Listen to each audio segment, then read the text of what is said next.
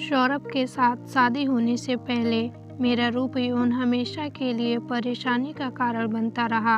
अपनी खूबसूरत बेटी को समाज में मौजूद भेड़ियों से बचाने की चिंता में मेरे मम्मी पापा मेरे ऊपर कड़ी निगाह रखते थे।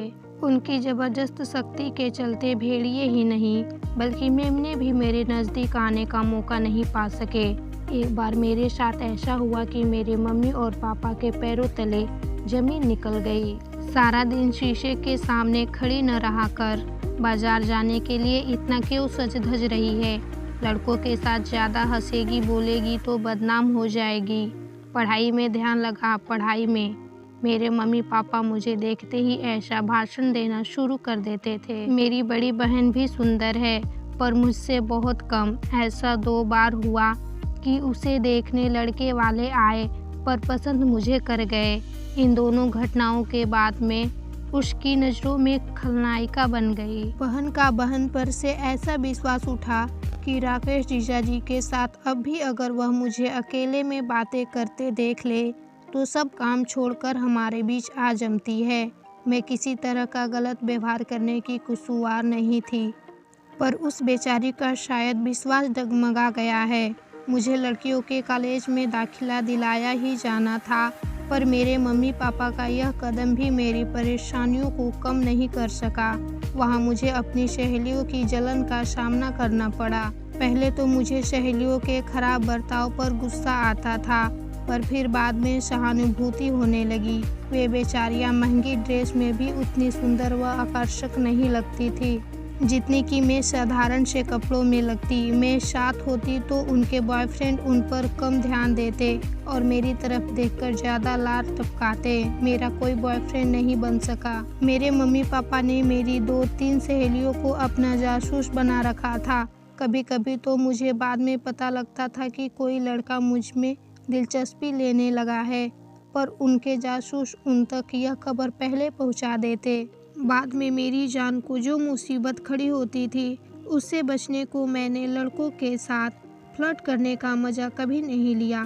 अपना सारा इतराना, सारी अदाएं, सारी रोमांटिक छेड़छाड़, सब कुछ मैंने अपने भावी जीवन साथी के लिए मन में सुरक्षित रख छोड़ा था। भला हो सौरभ की मम्मी का, जिन्होंने अपने काबिल व स्मार्ट बेटे के लिए तगड़ा दहेज लेने के बजाय चांद सी सुंदर बहू लाने की जिद पकड़ रखी थी। सौरभ से शादी हो जाना मेरी जिंदगी की सबसे बड़ी लॉटरी के निकलने जैसा था। हम दोनों ने मनाली में हनीमून का जो पूरा 1 सप्ताह गुजारा, वे दिन मेरी ज़िंदगी के सबसे खूबसूरत और मौज मस्ती से भरे दिन गिने जाएंगे। मेरी सुंदरता ने उनके दिलो दिमाग पर जादू सा कर दिया था। मुझे अपनी मजबूत बाहों में कैद करके जब वे मेरे रूप की तारीफ करना शुरू करते तो पूरे कभी नजर आते। लोगों की आंखों में हमारी जोड़ी को देखकर जो तारीफ के भाव पैदा होते वे मेरे दिल को गुदगुदा जाते हैं। शिखा, तुम जो जमीन पर उतर आई परी हो, स्वर्ग से आई अप्सरा हो।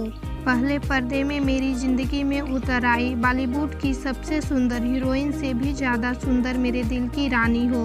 वे मेरी वो तारीफ करते तो मैं खुद पर इतना उठती। हनीमून से लौटने के बाद मेरे सास ससुर और ननद ने मुझे सिर आंखों पर बैठा रखा। रिश्तेदार और पड़ोसी जब घर में आकर मेरी सुंदरता की तारीफ करते तो मेरे ससुराल वालों के सिर गर्व से ऊंचे हो जाते। घर में आने वाले हर इंसान की मेरी रूप रंग की यूं दिल खोल कर तारीफ करना महीने भर तक तो मेरी ससुराल वालों को अच्छी तरह हजम हुआ, पर इसके बाद बदहजमी का सबब बन गया। सूरत के साथ सीरत अच्छी न हो तो लड़कियों को ससुराल में बहुत नाम सुनने को मिलते हैं। बहू रानी, जरा काम करते हुए हाथ जल्दी जल्दी चलाया करो। मेरी सास ने जिस दिन रसोई में मेरी ऐसी आलोचना करने की शुरुआत करी, मैं समझ गई कि अब इस घर में सुख शांति व आराम से जीने का समय समाप्त होने की तरफ चल पड़ा है। घर गृहस्थी के काम करने में तो उतनी ही कुशल हूँ जितनी मेरी ननद नेहा, पर मेरी सास को सिर्फ मेरे ही काम में नुक्स निकालने होते हैं। वे अपने द्वारा कुशलता से किए गए काम का उदाहरण सामने रखकर मुझे नीचा दिखाने का कोई मौका मुश्किल से ही हाथ से निकलने देती हैं। मैं आपसे सारा काम सीखने को तैयार हूँ मम्मी। आप मुझे डांटा कम और सिखाया ज़्यादा करो। मैंने बड़े लाड से एक शाम अपनी यह इच्छा सासू माँ के सामने जाहिर करी, पर उन्होंने इसी बात को पकड़कर घर में हंगामा खड़ा कर दिया था। जो काम सीखना चाहता हो उसे अपनी जुबान को काबू में और आँख व कान को खुला रखना चाहिए। बहुरानी, मैं क्या पागल हूँ जो बिना बात तुझे डांटती हूँ? अपने घर से सब काम सीख कर आती तो मुझे कुछ कहने की जरूरत ही नहीं पड़ती। मुझे इनसे प्यार और इज्जत करानी हो तो घर के कामों में कुशल बनो। मुझे ऐसे ढेर सारी बातें सुनाने के बाद सासू माँ ने मुंह फुलाकर घर में घूमना शुरू कर दिया तो कुछ ही देर में इस घटना की जानकारी हर किसी को हो गई। उस रात पति ने भी मेरे दिल को जख्मी करने की शुरुआत कर दी। शिखा, अब सारा दिन सिर्फ सज धज कर घूमने से काम नहीं चलेगा। माँ को घर में बहू के आने का सुख मिलना चाहिए। तुम उनसे बहस करने के बजाय सही ढंग से काम करना सीखो। घर की सुख शांति तुम्हारे कारण बिल्कुल नहीं बिगड़नी चाहिए।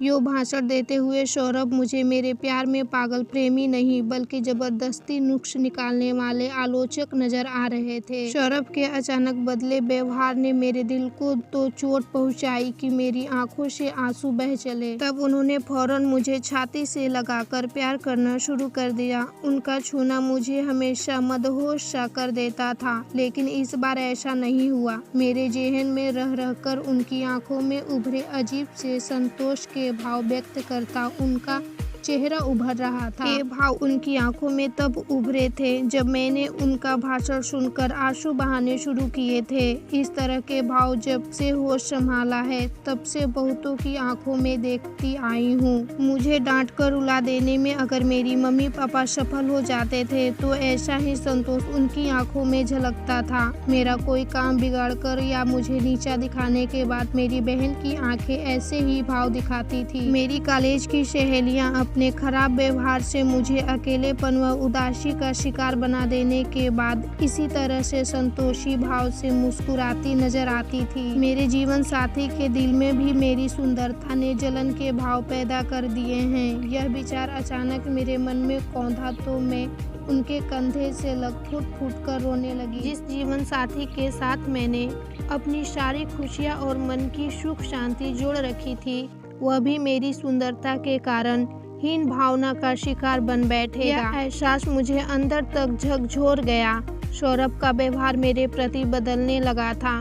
मैंने ध्यान से सोचा तो सौरभ के व्यवहार में पिछले दिनों धीरे धीरे आए अंतर को पकड़ लिया। जब भी उनका कोई दोस्त मेरी तारीफ करता या मेरे साथ हंसी मजाक करने लगता तो उन्हें मैंने कई बार संजीदा होकर खिंचा खिंचा सा व्यवहार करते देखा था। अपने पुराने अनुभवों के आधार पर मैं बखूबी जानती थी कि आगे क्या होने वाला है। धीरे धीरे सौरभ की टोका टकी बढ़ती और फिर वे मुझे नीचा दिखाने की कोशिश शुरू कर देते।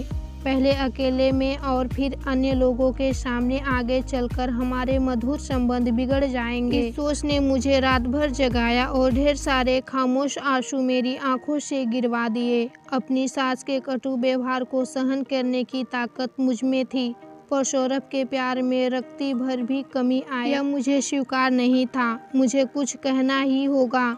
अपनी शादीशुदा जिंदगी को मैं उनके मन में पैदा हो रही जलन की कड़वाहट से कभी खराब नहीं होने दूंगी। मन ही मन ऐसा सोचकर मैंने अगली सुबह बिस्तर छोड़ा। अपने विवाहित जीवन की खुशियां तय करने का एक सूत्र मेरी पकड़ में जरूर आया। मनाली में भी बहुत से लोगों ने मेरी सुंदरता की तारीफ करी थी और सौरभ कभी किसी से रत्ती भर नाराज नहीं हुए थे। उल्टा मेरी तारीफ सुनकर उनकी छाती गर्व से फूल जाती थी। यहाँ उनके रिश्तेदार, परिचित और दोस्त मेरी तारीफ करते हैं तो वे जलन का शिकार बन रहे हैं। उनकी प्रतिक्रिया में ऐसा अंतर क्यों पैदा हो रहा है? इस सवाल का जवाब शायद मैंने ढूंढ ही भी लिया था। मनाली में मेरी तारीफ करने वाले लोग हम दोनों के लिए अजनबी थे। वे हमारी जिंदगी का हिस्सा नहीं थे। उनके द्वारा करी गई मेरी तारीफ सौरभ को अपनी उपेक्षा नहीं लगती थी। वे उन लोगों की बातों को ऐसे नहीं लेते थे जैसे हम दोनों के व्यक्तित्वों के बीच तुलना की जा रही हो। अब मेरी तारीफ उनके अंदर नकारात्मक भावनाएं पैदा करवा रही थी। इस गलत प्रतिक्रिया की जड़ों को मुझे किसी भी कीमत पर मजबूत नहीं होने देना था। अपनी विवाहित जिंदगी में से मेरा प्यार व रोमांस की गर्माहट कभी नहीं खोना चाहती थी। उनके एक पक्के दोस्त मयंक ने अगले दिन अपनी शादी सालगिरह के उपलक्ष्य में हमें अपने घर डिनर पर आमंत्रित किया। वहां जाने के लिए जब पूरी तरह से तैयार होकर मैं सौरभ के सामने आई तो मारे हैरानी के उनका मुंह खुला का खुला रह गया। अपने को तैयार करने में मैंने सचमुच बहुत मेहनत करी थी और मैं भला की खूबसूरत लग रही थी। पार्टी में इनके करीबी दोस्त और मयंक के घर वाले ही मौजूद थे।